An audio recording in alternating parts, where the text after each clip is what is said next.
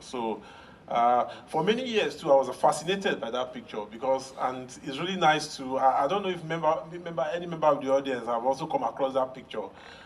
For many years, I was fascinated by that picture, and it's really nice to see that, seeing the story behind it is really very amazing now, because I never thought the Wole lived there for so many years and had that kind of history there, so yeah, amazing. So can you just tell us what the process of doing this documentary, how you came about it, what went through the process? Like I wrote in that essay, I had gone through UI, so I was a student of UI from 2000 to 2005, and I knew Soyinka had studied in UI, also taught in UI for a bit, but I didn't know which house he lived in, and that house was there all along, and it was just one of those things you just heard, Soyinka lived somewhere in UI and all that stuff. So, and I had read that book about Antiquankele Messias, which showed at the end, which was published in '94. So I hadn't connected that house to UI at all. I had thought that the house was, because the book about Antiquankele Messias covers a period between 46 and 65, so I thought that the event in the book was the one that was representing the cover, that there was this house in Agodi where he used to live. So one day somebody just mentioned that, oh, that book cover actually is in UI. So I was like, oh, really? How come I went to UI and I didn't know this? So he now took me there, a friend of mine. And then we walked there and I saw the place and I was like, this is so interesting. First I wasn't sure, but then I looked at the crack that I described in the film, and it was right there, even still in the concrete. So it was surprising to me, even when I now asked Soyinka about it much, much later when I was trying to write a book about his life. He also was adamant that he was not in UI. And I was like, no, I've seen the crack, I've been there, it's the same place. So he was like, oh, yeah, really, how is it UI? So in just that, a series of contacts that I've had just gave me the incentive that, well, even if the people who live there don't remember that this place is here, what about the rest of us who don't even know that this place exists? And the more I researched, the more I discovered even more things about the house. That he lived there for 5 years, that it was where he left, was arrested from. I saw that in his memoirs that he animated at the beginning. It was where he came to after he returned. And then the idea that after he left, the family remained there. That was also a discovery much later, that the house actually remained in the house of the family of his wife till like 1988, 89 or thereabout. And that there was so much memory and so much, Nigerian history, personal history, university history that is, situated in that place. So I thought it would be interesting to do something interesting. So that I was part of, or I was working where an historic figure was. So it was totally new, but I'm loving the experience because it casts my mind back to those days.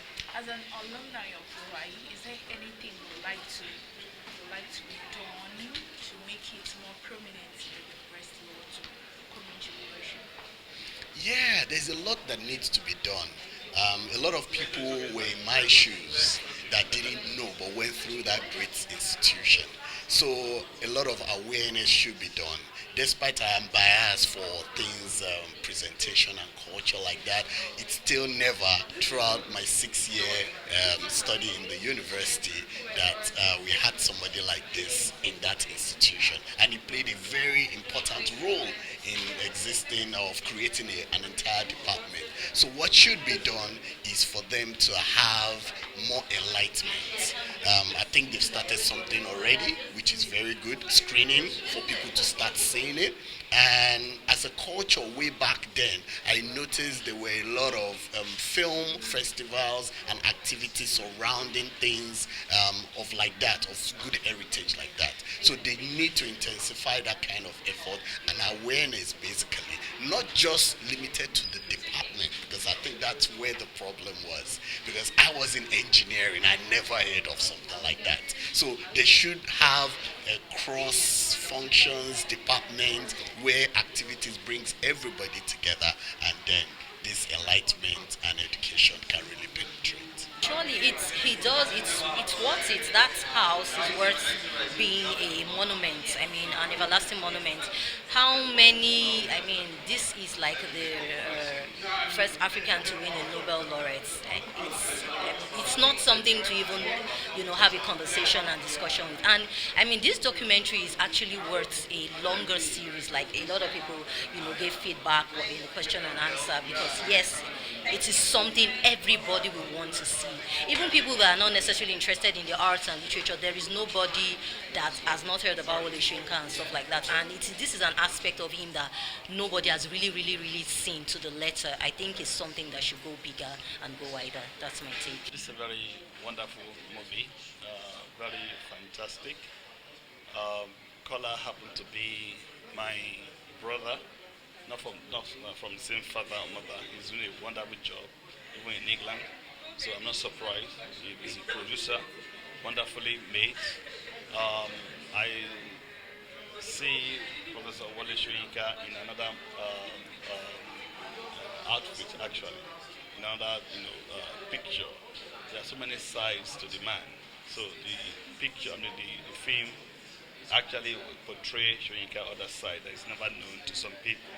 I went to University of Ibadan myself, and I didn't know he lived in that place. So this is a way of honoring Soyinka. This is another way of showing the world what he stands for. I met Soyinka in 20 years ago at the British Library at King's Cross in London, when a documentary for late Desmond Tutu, Bishop Desmond Tutu in South Africa, and I was happy, and I was thinking maybe one day, something like this will be done for Wole Soyinka, and I'm happy today. It's a fulfillment that Nigeria is honoring him in an academic environment. Many sides to him. One of them is what we see today. Well, thank you. I was inspired to do a documentary because I had gone through University of Ibadan for 5 years in the early 2000s, and I didn't know that there was so much story attached to this particular building in UI that I didn't even know existed. I didn't know the building was still there. Even though I'd seen the picture, I didn't know it was inside UI. I thought it was a different place, a different time. But one day I realized that the building had, the photo was taken in UI, and I was intrigued. So I went to learn more about it. And the more I learned about it, the more I found that Soyinka had lived there. His family had lived there. He had gone through so much turmoil while in UI, while as a member of staff in UI. And in Nigeria as well. It was where he was arrested. It was where he came back to after he was released. So the more I read about it, the more stories I found. And I thought, this is interesting that so many people don't know about it. And if I, who even went to UI, don't know about it, then how much more the people in the world and in the country. And Soyinka is such a big name, such an important Nigerian icon, that this little part of his life, everybody knows him as a Nobel Prize winner and this big, giant literary icon. But as a man, as a human being, as a family man, who was he? What inspired him? What was the motivating factor during his young time as a young professor in the university? So that was my intention really was to unearth that part of his life, which has not been done before, and document it on the screen.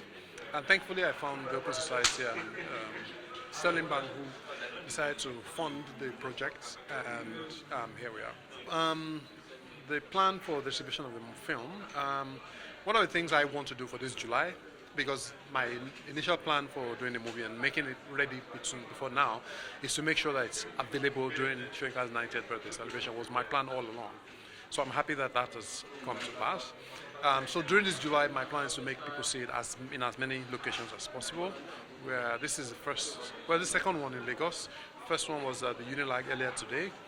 It's been shown in Ibadan today as well. It will be shown tomorrow in Ibadan.